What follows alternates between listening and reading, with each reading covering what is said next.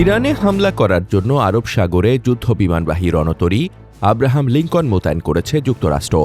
এমনকি একই কাজে ব্যবহৃত বিশ্বের বৃহত্তম রণতরী জেরাল্ড আর ফোর্ড ইসলামী প্রজাতন্ত্রের পানিসীমার কাছে নেওয়া হচ্ছে, যেটি ইতোমধ্যে ভূমধ্যসাগরে চলে এসেছে। এই দুই জাহাজ দিয়ে ইরানকে ধ্বংস করার ইচ্ছা পোষণ করেছেন মার্কিন প্রেসিডেন্ট ডোনাল্ড ট্রাম্প। তবে সব রণতরীকে ওয়াশিংটন যত ভয়ঙ্কর করে উপস্থাপন করুন না কেন, তাতে কিছুই যায় আসে না বলে বারবারই বলে আসছে তেহরান। এতদিন বিষয়টি নিয়ে ভাবনায় ছিল খোদ যুক্তরাষ্ট্রসহ দেশটির মিত্ররা। ইরান কেন আমেরিকাকে ভয় পাচ্ছে না, ঠিক কোন কারণে ওয়াশিংটনের কাছে আত্মসমর্পণ করছে না তেহরান, এই প্রশ্ন এখন পেন্টাগন ও হোয়াইট হাউসের কর্মকর্তাদের মুখে মুখে।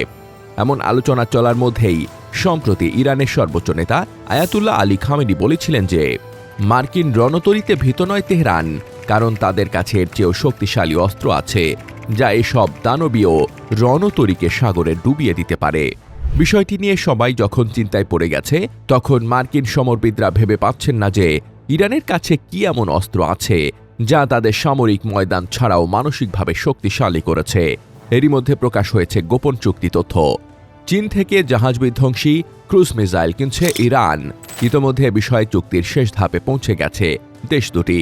আলোচনাটি সম্পর্কে অবগত এমন 6 ব্যক্তির বরাতে তথ্য প্রকাশ করেছে বার্তা সংস্থা রয়টার্স। প্রতিবেদনে বলা হয়, চীন থেকে দেশটির তৈরি জাহাজ বিধ্বংসী সুপারসনিক ক্রুজ মিসাইল CM-302 কিনছে ইরান। দুই সমরাস্ত্র বিশেষজ্ঞ বলছেন, এই ক্ষেপণাস্ত্র পাওয়ার পর সাগরে যে কোনো অস্ত্র তা রণতরী ধ্বংস করার ক্ষেত্রে ইরানের সক্ষমতা বহু গুণে বেড়ে যাবে।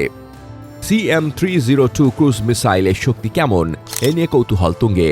এটি চীনের তৈরি একটি সুপারসনিক অ্যান্টিশিপ মিসাইল, এক জাহাজ বিধ্বংসী ক্ষেপণাস্ত্র। যুদ্ধের ময়দানে এই ক্ষেপণাস্ত্র অন্যতম শক্তিশালী প্রতিরক্ষা ব্যবস্থা হিসেবে বিবেচিত হয়ে আসছে। এই মিসাইল চীনের YZ-12 সুপারসনিক অ্যান্টিশিপ ক্রুজ মিসাইলের একটি রপ্তানি সংস্করণ, যা দেশটি মিত্রদের কাছে বিক্রি করে থাকে। CM-302 সক্ষমতা ও দক্ষতার দিক দিয়েও বেশ এগিয়ে আছে, যা শত্রুপক্ষকে ভীত করতে পারে। এটি জাহাজভিত্তিক প্রতিরক্ষা ব্যবস্থা এড়ানোর জন্য নিচ দিয়ে এবং উচ্চ গতিতে ওড়ার জন্য বিশেষভাবে প্রস্তুত করা হয়েছে। এছাড়া এর অপারেশনাল রেঞ্জ বা পাল্লা প্রায় 290 কিলোমিটার। ক্ষেপণাস্ত্রটি ব্যবহারও বেশ সহজ।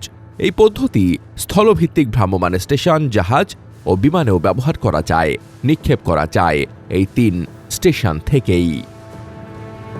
News desk, তুতিয়াল।